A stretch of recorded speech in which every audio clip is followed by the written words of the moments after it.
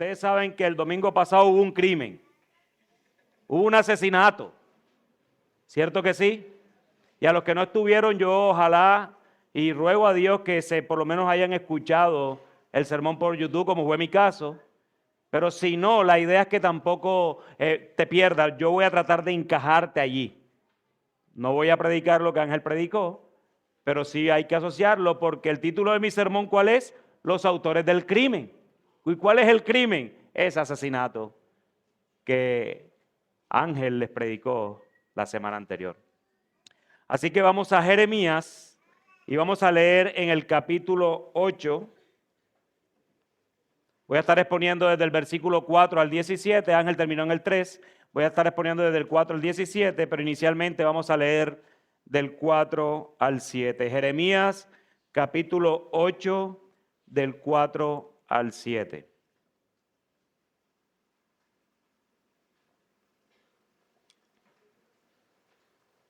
Dice así la palabra de Dios. Y les dirás, así dice el Señor, los que caen no se levantan, el que se desvía no se arrepiente. ¿Por qué entonces este pueblo, Jerusalén, se ha desviado en continua apostasía? Se aferran al engaño, rehúsan volver. He escuchado y oído, han hablado lo que no es recto, ninguno se arrepiente de su maldad, diciendo, ¿qué he hecho? Cada cual vuelve a su carrera, como caballo que se lanza en la batalla. Aún la cigüeña en el cielo conoce sus estaciones, y la tórtola, la golondrina y la grulla guardan la época de sus migraciones, pero mi pueblo no conoce la ordenanza del Señor. Vamos a orar, hermanos. Amado Dios y Padre de nuestro Señor Jesucristo, te damos gracias, Señor. Gracias por este bello día, Señor, que tú nos has dado. Gracias por tus misericordias, Señor. Día en que tú convocas a los tuyos, Señor, a tu pueblo, a que nos reunamos en un solo cuerpo para poder proclamarte, exaltar tu santo nombre, glorificar tu nombre, Señor, lo que tú has hecho en nosotros, por nosotros y para nosotros, Señor. Gracias, Señor, por Cristo. Nosotros queremos glorificar a Cristo, Señor, cada domingo en este lugar. Que este púlpito nunca se desvíe de esta verdad, Señor. Que Cristo sea exaltado en nuestra iglesia siempre, Señor. Gracias por tu Santo Espíritu, el cual nos confirma, Señor, de que nosotros somos tuyos. De que tú se los das a tus hijos, Señor. De que tú garantizas la eternidad porque tu Santo Espíritu habita en nosotros, oh Dios. Oh Señor, gracias, Dios Trino, por todo lo que tú has hecho, mereciéndonos nosotros la eterna condenación. Tú nos has dado el eterno perdón, la eterna salvación, oh Dios. Toda la gloria, toda la honra y todo el poder es para ti, oh Dios. Y porque sabemos que tú eres poderoso, Señor, yo quiero rogarte, Señor, que tú obres en corazones hoy aquí presentes, Señor. Si hay aquí que no conoce, hay alguien que no conoce de ti, Señor, tú regenera ese corazón, Señor. Ponlo presto a que escuche tu palabra, oh Dios, para la gloria y alabanza de tu gracia. Y perdónanos, Señor, si hemos pecado contra ti hoy. Padre, perdónanos.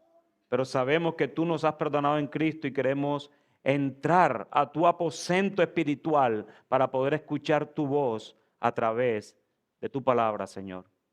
Y finalmente, oh Dios, que yo no sea esa piedra de tropiezo para mis hermanos y que tu palabra cumpla el propósito por el cual tú has permitido que hoy se predique, Señor.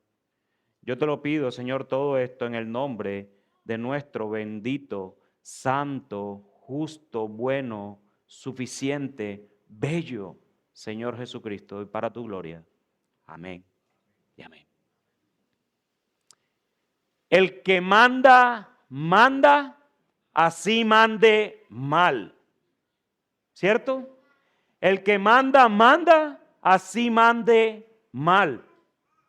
Esta frase tan popular ya se toma como un síntoma de resignación más que con la severidad como debemos verlo.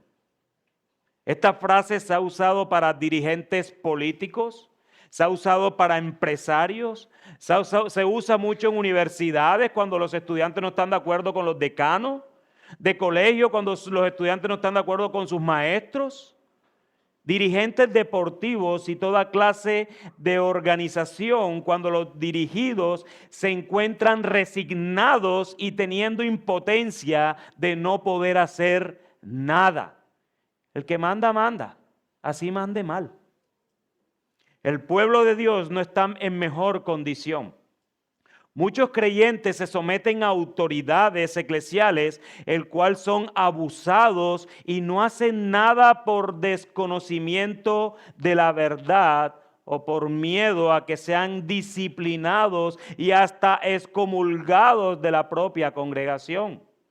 Líderes que en vez de aprovechar su zona de influencia para edificar vidas, lo que hacen es destruirlas de la manera como enseñan y viven en medio de la congregación y fuera de ella. El pueblo de Judá en este momento en que han asesinado la verdad, son culpables por haberla hecho perecer en sus corazones y por lo tanto han mentido en sus palabras y en sus propias vidas. El profeta Jeremías, de parte de Dios, hace dos preguntas en donde la respuesta es sencilla. La respuesta es sí. El que se cae, ¿qué pasa? Se levanta. El que se desvía buscará entonces el rumbo correcto para seguir caminando. Teniendo en cuenta el argumento de sentido común que hace Jeremías, entonces él pregunta, ¿por qué entonces este pueblo Jerusalén se ha desviado en continua apostasía? ¿Por qué se han desviado en continua apostasía? Si todos cuando se desvían del camino vuelven, entonces lo lógico es que cuando se han desviado de seguir el camino de Dios, deberían volver. Pero no fue así con Jerusalén. Lo hacen porque se aferran a la mentira, asesinando de sus vidas la verdad. Y no solo se aferran a la mentira, sino que como caballos corren hacia ella de manera acelerada como estos animales hacia la batalla. Y termina comparando a este pueblo y su deseo de vivir una mentira con animales. Y ustedes ven los últimos textos, el 6 y el 7 que estuvimos leyendo, con animales, que estos animales, a pesar de que no tienen conciencia ni pueden pensar, solamente por instintos toman los caminos correctos. ¿Verdad? Habla de la golondrina y ustedes saben que las aves cuando va a llover, ustedes saben cuando va a llover.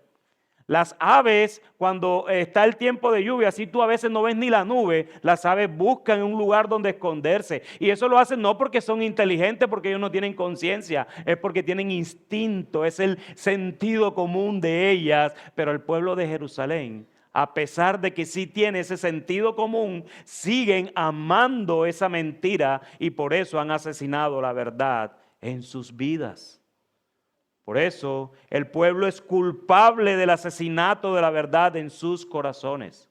Es como ese autor material siguiendo el caso que Ángel les planteó la semana pasada del crimen, ¿verdad? Es como ese autor material, aquel que mostrando todas sus obras vivían gustosamente en una mentira que anhelaban vivir, en una mentira que recibían y asimismo una mentira que practicaban constantemente.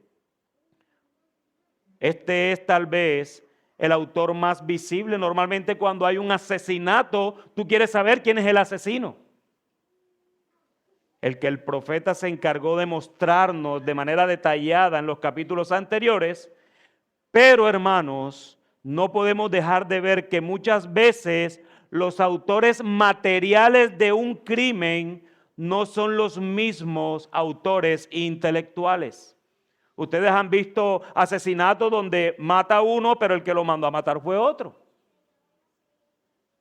Aquellos que con sus suspicacias y deseos profundos hacen que otros cometan el crimen y de la misma manera los celebran.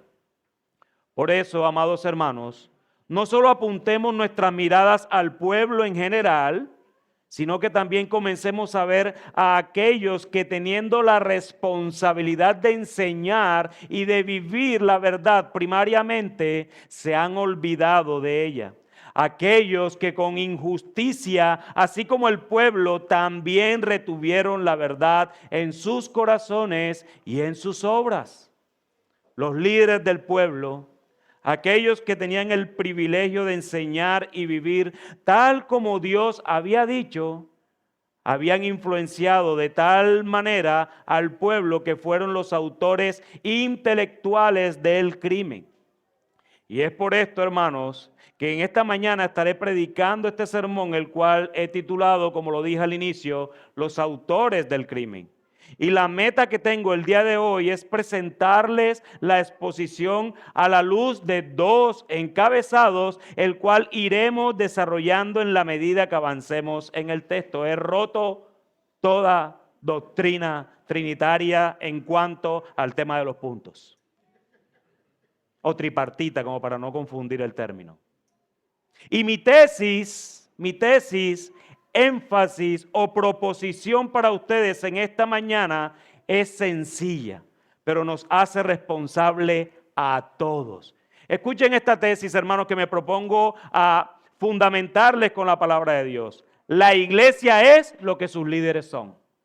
La iglesia es lo que sus líderes son. Entonces vayamos a nuestro primer encabezado. Los autores del crimen instruyeron mentiras. Versículos desde el 8 y vamos a leer hasta el 10 en la parte B o segunda de ese versículo. Los autores del crimen instruyeron mentiras.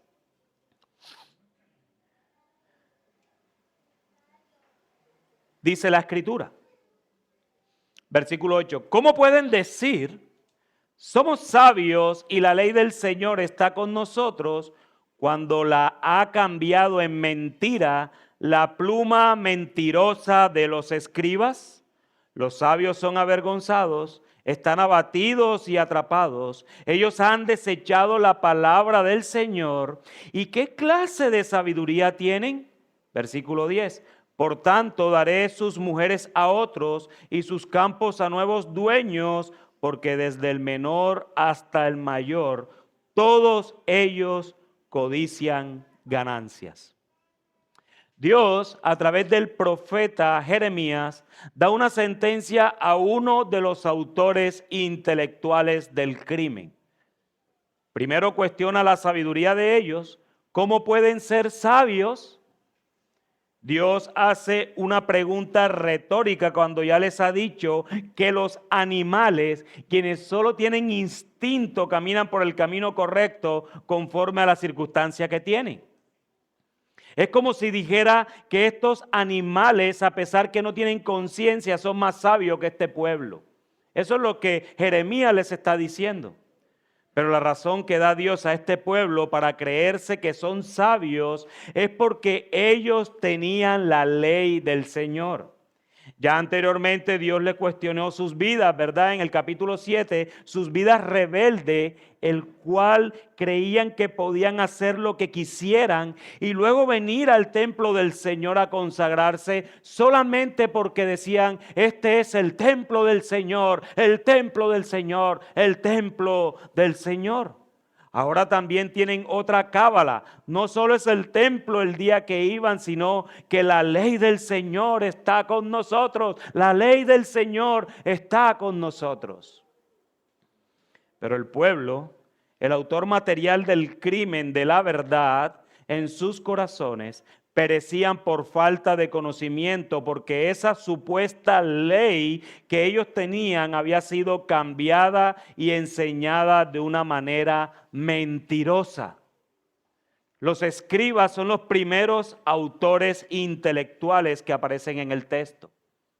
Aquellos que tenían la responsabilidad de escribir y de enseñar al pueblo la verdad solo estaban enseñando y escribiendo mentiras. La verdad en los corazones de los escribas también había sido asesinada y por lo tanto era lo que enseñaban y practicaban. Si ellos ya la habían matado en sus corazones, entonces sus vidas iban a reflejar eso y sus vidas se reflejan en cómo caminan y en cómo hablan. Lo que enseñan iba a ser lo que había en sus corazones y sus corazones ya estaba la mentira. La razón del pueblo de creerse sabios es porque la ley del Señor está con ellos, o por lo menos eso es lo que ellos creían.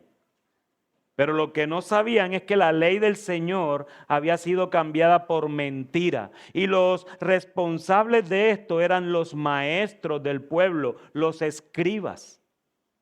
Ellos creían que tenían la palabra del Señor entre ellos, pero realmente no la tenían. Ya la habían eliminado a través de escritos que estos hombres responsables de enseñar la verdad se enorgullecían de enseñar mentiras para llenar al pueblo de sus propias mentiras. Hermanos, esto era un crimen organizado. Esto no era ni siquiera un asesinato de algo superfluo, no, esto es algo bien organizado, algo bien sistemático. Cuando los que están a cargo de enseñar la verdad dentro del pueblo no hacen la tarea que les es asignada, sino que hacen todo lo contrario, entonces podemos ver que esto es una mafia en contra de la verdad. Es una organización sistemática y estructurada en contra de la verdad de Dios, el cual el fin es eliminarla de los corazones de los habitantes del pueblo de Judá. El fin es que el pueblo termine asesinando la verdad en sus corazones. Por ello es que Dios le retribuye lo que han hecho. Dice el texto, ¿verdad? Estos sabios, estos maestros, estos autores intelectuales, lo primero que dice el texto es que son avergonzados. Son avergonzados por eso. Este mismo texto que Jeremías usa aquí de manera negativa es el mismo texto que usa el autor de Génesis para decir que Adán y Eva no se avergonzaban al verse desnudos. ¿Sí ven las dos antítesis o la antítesis entre una y otra? Mientras que Adán y Eva no se avergonzaban, y ese es el texto en hebreo, Dios los avergonzó a ellos, con el mismo texto en hebreo usándolo en su vocabulario, los avergonzó a ellos, a estos maestros, a estos escribas. Dios los humilló a los que se creían sabios, a los que descaradamente cambiaron la palabra de Dios por mentiras y enseñaron al pueblo. Dios los atrapa y los abate, dice la Escritura. A pesar de que ellos tenían la oportunidad de conocer a Dios porque habían sido dotados con dones para que conocieran al Señor a través de su palabra, parecía que no lo conocían ciertamente porque solo en la ley de Dios, la que ellos tenían, la ley de Moisés, podríamos ver muchos atributos del Señor y su poder, majestad y gloria. Estos maestros tenían la ley. Es difícil entender cómo estos maestros no conocían de quien supuestamente enseñaban de que es un Dios que todo lo sabe y que todo lo ve, y por ello fueron atrapados y abatidos por Dios mismo. Dios abatió a Faraón y este pueblo lo sabía. Este pueblo lo recordaba constantemente. Pero qué tan rápido se les ha olvidado esta verdad para comenzar a enseñar mentiras al pueblo y cambiarla en sus propios escritos. El Señor reta con una pregunta al parecer despectiva. ¿Qué clase de sabiduría es esa? ¿O qué clase de sabiduría es esa? Evidentemente la sabiduría que asesina la verdad en los corazones del pueblo es realmente una necedad. Por ello Dios les dice a través del profeta Jeremías a estos escribas que aún la tierra donde viven y sus mujeres se las darán a otros.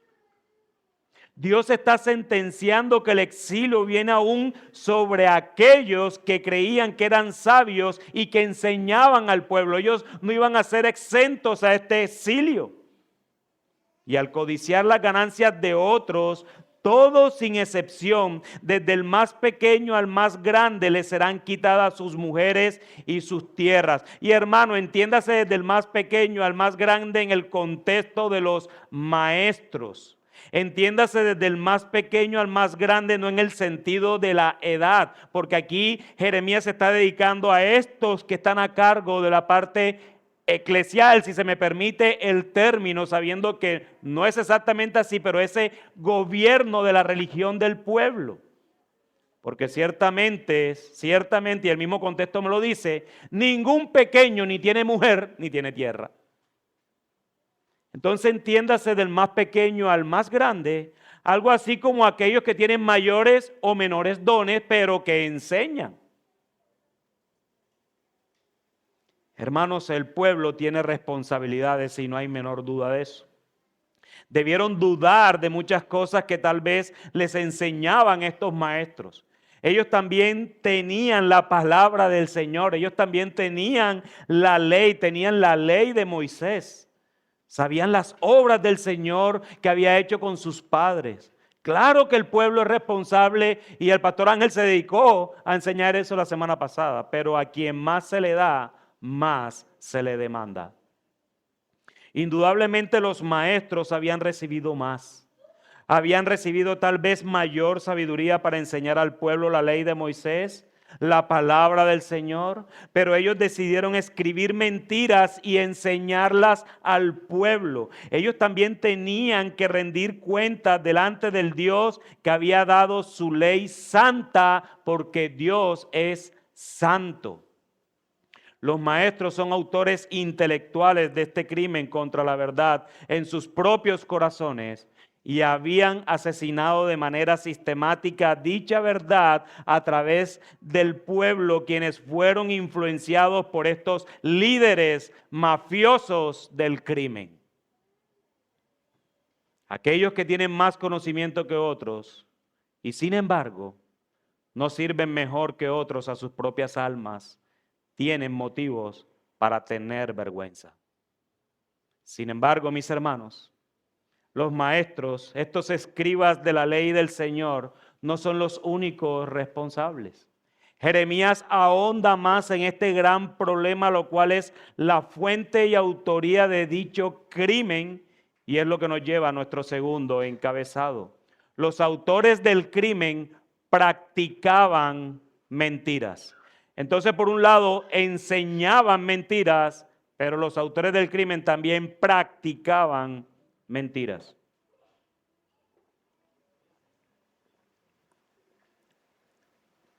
Y vamos a leer desde el versículo 10, la parte C, hasta el versículo 13. Dice así la palabra de Dios: desde el profeta hasta el sacerdote, todos practican el engaño. Curan a la ligera el quebranto de la hija de mi pueblo, diciendo paz, paz, pero no hay paz. ¿Se han avergonzado de la abominación que han cometido? Ciertamente no se han avergonzado, tampoco han sabido ruborizarse. Por tanto, caerán entre los que caigan en la hora de su castigo, serán derribados, dice el Señor. Versículo 13. Ciertamente los destruiré, declara el Señor. No habrá uvas en la vid, ni higos en la higuera, y la hoja se marchitará. Lo que les he dado, les será quitado. Uno debería leer estos textos con dolor, hermanos. Entonces vemos aquí que aparte de los maestros de la ley, es decir, los escribas, por lo menos el pueblo podría esperar que los que debían poner en práctica dicha ley lo hicieran más allá de lo que los escribas enseñaban. Pero una vez más, hermanos, no fue así. Por eso hay que cuidar la enseñanza, porque esta será la que dirigirá el barco por ser el timón. Si nosotros no cuidamos la enseñanza, las vidas van a vivir vidas desastrosas, hermanos. Por lo menos si tu vida va a ser desastrosa, vas a ser confrontado cada domingo en esta iglesia porque se predica la verdad. Y si eres confrontado, el Señor es bueno en eso, en que seas confrontado. Y aquellos que debían poner en práctica la ley del Señor son los profetas y sacerdotes que se habían levantado en este tiempo. Podría haber una gota de esperanza, tal vez listo, ellos cambiaron esa mentira, pero díganme ustedes algo. Vivan. Podría haber una gota de esperanza, pero si los maestros enseñaban engaños, mentiras, entonces el resultado de esto es que los líderes del templo y aquellos que advertían de los oráculos de Dios vivían de la misma manera. Los maestros y ahora los profetas y sacerdotes. Todo el liderazgo en quien se confía la ley del Señor, su palabra para que sea enseñada y vivida de la manera como Dios instruye, estaban siendo absolutamente unos farsantes. Todos. ¿Qué esperanza podría tener el pueblo? Mientras los maestros enseñaban engaños, los sacerdotes y profetas lo practicaban. Enseñaban y practicaban engaños. ¿Cuál es el resultado para el pueblo? Vivir en vidas engañosas. Vivían una vida falsa. Estos líderes eran hipócritas. Y la manera como se veía eso era ofreciendo soluciones superficiales a los problemas profundos del corazón del pueblo. Es como si quiere ponerle una venda, una cortada profunda en tu brazo. El corazón, hermanos, el corazón del problema del pueblo era el problema del corazón del pueblo.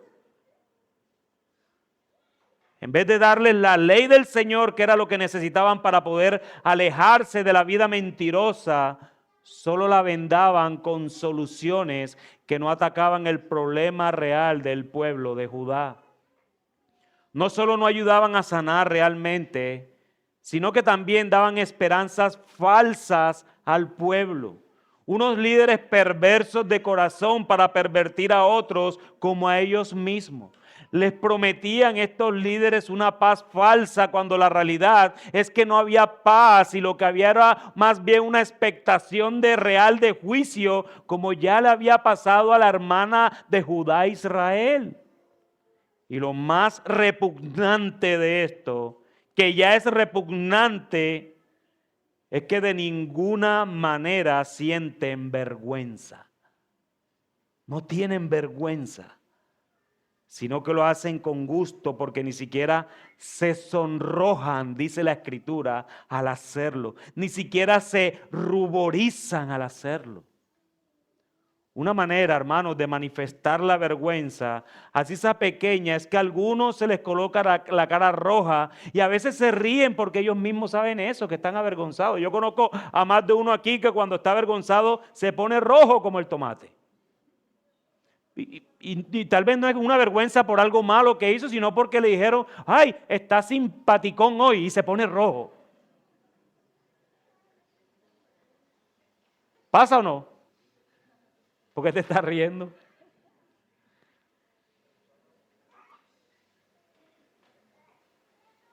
Pero estos sacerdotes y estos profetas ni eso sentían. Eran unos descarados, lo hacían de manera intencional. Habían perdido todo grado de vergüenza delante de su Creador y por lo tanto no podían ruborizarse por nada. Lamentablemente estaban endurecidos de manera absoluta. Ni un ruborcito en la cara. El juicio era merecido. Vivían una vida falsa y por lo tanto eran mal testimonio del pueblo de Dios para el mundo. Si la intención de Dios, hermanos, para su pueblo en ese contexto Israel, es que fuera de bendición para todas las naciones, esa es la promesa que Dios le hace a Abraham en el pacto, que tú seas bendición para las naciones. Esa es la promesa. En este momento específico de la historia no estaba pasando nada de eso. Todo lo contrario, con sus vidas inmorales adoraban dioses falsos y no al Dios verdadero. Hermanos, escuchen bien esto. En este momento de la historia era inminente que se necesitaba un mejor Israel que cumpliera con la ley del Señor, con la ley de Moisés. ¿Les suena? ¿Están perdidos? ¿Cómo es la solución, Señor? Necesito un mejor Israel que pueda cumplir esa ley. Por eso a estos líderes se les venía lo que se les venía. Estarán entre los caídos en la matanza que Babilonia tenía sobre Judá. Serían derribados de la orgullosa posición en donde se encontraban. Con toda seguridad serían consumidos en el juicio. El texto dice, los destruiré. Ese destruiré no es una opción de Dios para el pueblo y para esos líderes. Ese destruiré era una promesa también de Dios mismo para estos sacerdotes y profetas que practicaban mentiras. No tendrán más cosechas en sus tierras ni en sus árboles, porque Dios acabará con todo eso pronto. Pronto vendría Babilonia sobre el pueblo, pero también sobre sus líderes, aquellos autores intelectuales que enseñaban y practicaban el engaño al pueblo y en medio del pueblo. ¿Qué esperanza podría tener este pueblo cuando desde sus propios líderes, aquellos que se supone que se les dio mayor sabiduría para que enseñaran la verdad, para que el pueblo viviera bajo eso, ellos mismos enseñaban y practicaban mentira? ¿Qué esperanza podría haber allí? Por eso el autor responde de la siguiente manera con los últimos textos del 14 al 17. ¿Por qué estamos aún sentados? Ese ya el pueblo en sí. Recuerden cómo está estructurado Jeremías en este capítulo. Y desde que Ángel predicó el capítulo 7, 16 hasta el 8, 3. Estaba el pueblo con las mentiras, ¿verdad? Luego Dios ahora le habla a los líderes. Y ahora sí, teniendo con este pueblo mentiroso y estos líderes mentirosos, ahora el pueblo va a responder a todo esto que ha pasado. Y dice el versículo 14, ¿por qué estamos aún sentados? Congréguense y entremos en las ciudades fortificadas y perezcamos allí, pues el Señor nuestro Dios nos hace perecer y nos ha dado a beber agua envenenada, porque hemos pecado contra el Señor. Esperábamos paz, pero no vino ningún bien. Tiempo de curación, pero sobrevino terror. Desde Dan se oye el resoplido de sus caballos, al sonido de los relinchos de sus corceles. Tiembla toda la tierra, vienen y devoran la tierra y cuanto hay en ella, la ciudad y los que en ella habitan. Versículo 17, porque yo envío contra ustedes serpientes, áspides contra los cuales no hay encantamiento y los morderán, declara el Señor.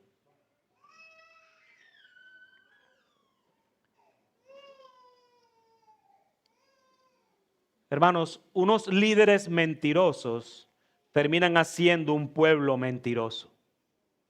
Este pueblo, en vez de desechar a dichos líderes, y miren lo que dice el texto, en vez de ellos la respuesta sería, váyanse profetas, váyanse sacerdotes, váyanse escribas de este lugar. Terminaron desechando a Dios. ¿No lo notaron? En vez de sacar del pueblo a sus líderes, deseaban irse ellos entregándose voluntariamente a aquellos que vendrían por ellos algún día porque Dios se los había prometido. ¡Wow, Señor!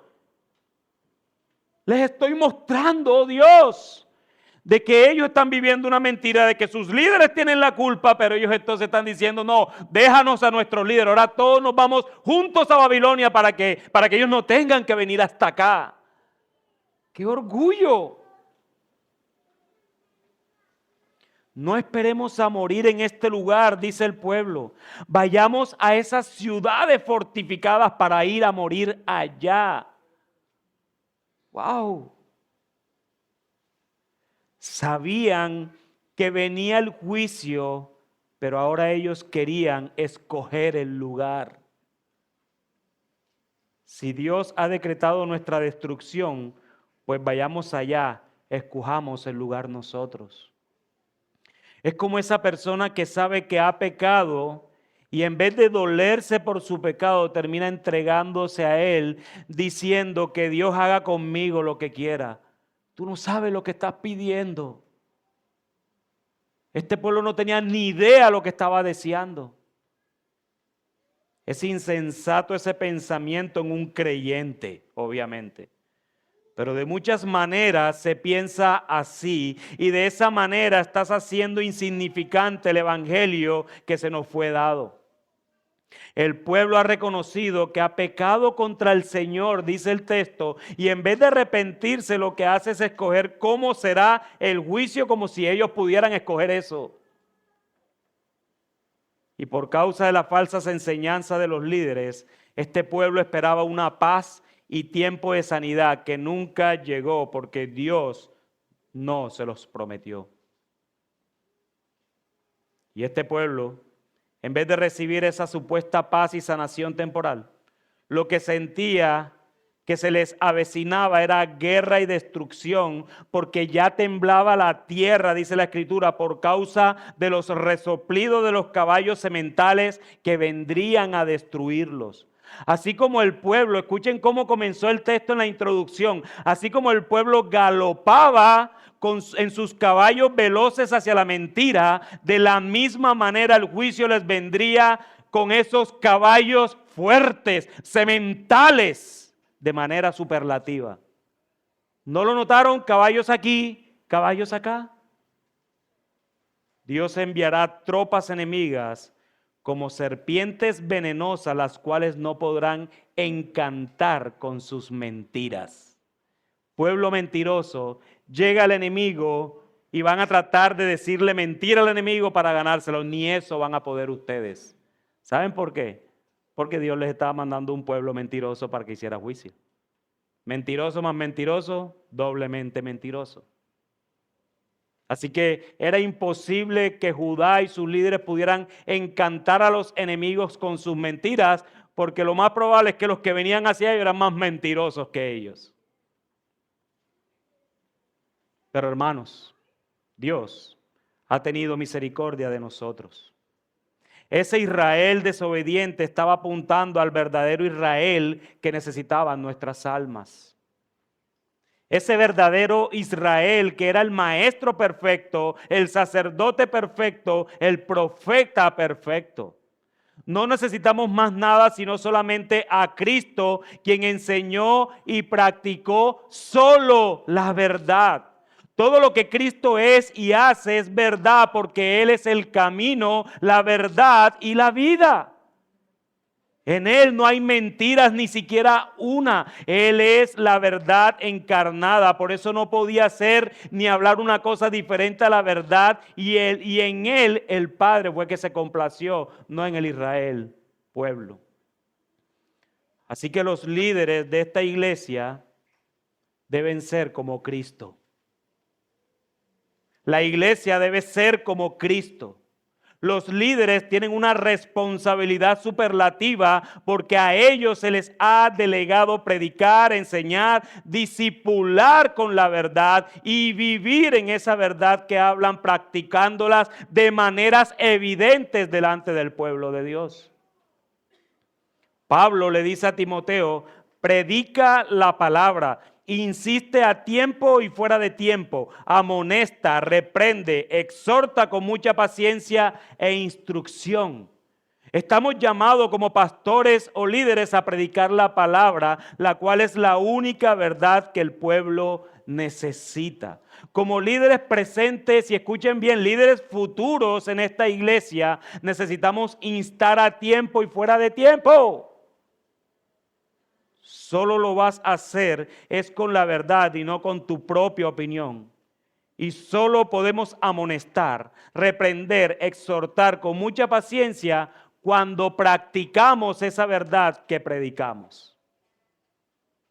Pastores, futuros pastores y líderes de esta iglesia, esfuérzate en hablar verdad y vive esa verdad que hablas, porque la iglesia es lo que sus líderes son. Si enseñamos mentiras desde este púlpito, desde cualquier discipulado que estemos haciendo, desde algún grupo eco, desde cualquier conversación que sostengas como hermano visible en esta iglesia, entonces vas a mal influenciar a esta persona, la cual terminará creyéndote si no examina las escrituras con lo que dices. Amada iglesia, no permitan que este púlpito se tuerza. Se los ruego, no lo permitan. No permitan que desde esta iglesia se hable mentira. Debemos preferir que una persona se vaya porque le hemos dicho la verdad de Dios en su palabra y no que se quede apapachando la mentira de esa persona. Amada iglesia, no reconozcan hombres infieles. No colaboren con ese pecado. Reconozcan hombres fieles, hombres que hablan la verdad, hombres que viven esa verdad, hombres que aman esa verdad y por lo tanto los amará a ustedes. Y sí, les estoy disparando a los líderes de esta iglesia, claro que sí. Presentes y futuros. Y también me estoy disparando en el pie con este texto. Pero el reino de Cristo está por encima de cualquier persona en esta iglesia. A pesar de que la iglesia es lo que sus líderes son, no permitan que ningún pastor o líder en esta iglesia se ponga por encima de la congregación cuando éste ha abandonado la verdad para revolcarse con la mentira y vivir con ella. No lo permitan. No permitan que los líderes se enseñoreen. No huyan ustedes como este pueblo de Judá decidió irse a sus enemigos. No. Que sean los que abandonen la verdad, los que se vayan, sea cual sea su nombre de esta iglesia, que sean los líderes los que se tengan que ir. Hermanos, Cristo es mejor, Cristo es la verdad. Amen a Cristo por encima de cualquier líder. Pastor o pastores futuros de esta iglesia. Líderes de alguna área específica, yo te ruego por los méritos de Cristo que nunca abandones el barco de la verdad. Sé fiel hasta la muerte, no solo con lo que enseña, sino también con lo que vives. Es un llamado para mí también.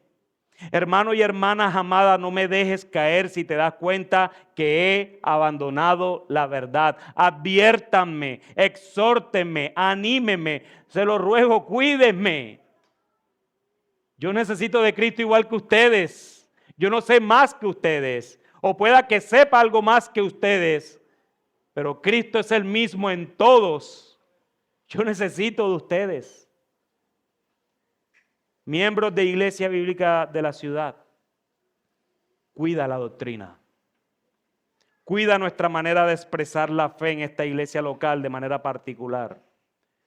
Pero también cuida de tus pastores presentes, futuros y de los líderes que están en el frente en esta batalla contra el mundo. La batalla no es aquí, la batalla es allá. Aquí nos preparamos, aquí afilamos armas, aquí limpiamos los fusiles, aquí afilamos las espadas para ir allá. Pero pareciera que muchas veces fuera más acá que allá. Lo digo por las redes sociales, veo cristianos dándose en la batalla que Dios no les ha pedido que peleen. Muchas veces, hermanos, estamos peleando la batalla equivocada. La batalla es contra el mundo, no contra los hermanos. Miembro, es tu responsabilidad también. No dejes que se pierda lo que hemos construido hasta el día de hoy. No permitas que la verdad nuestra se desvíe por causa del pecado de tus líderes o el tuyo mismo por no advertirlo. Si ustedes como miembros de esta iglesia están comprometidos en cuidar y velar por tus líderes, de manera que observas que enseñan y practican la única verdad que tenemos en la ley de Cristo, entonces podríamos decir felices que esta iglesia es lo que sus líderes son. Esto es un beneficio a favor. Yo te cuido, tú me cuidas. Si tú me estás cuidando a mí, eso se va a ver reflejado en la iglesia, obviamente. Si tú me descuidas a mí, eso se va a ver reflejado en la iglesia.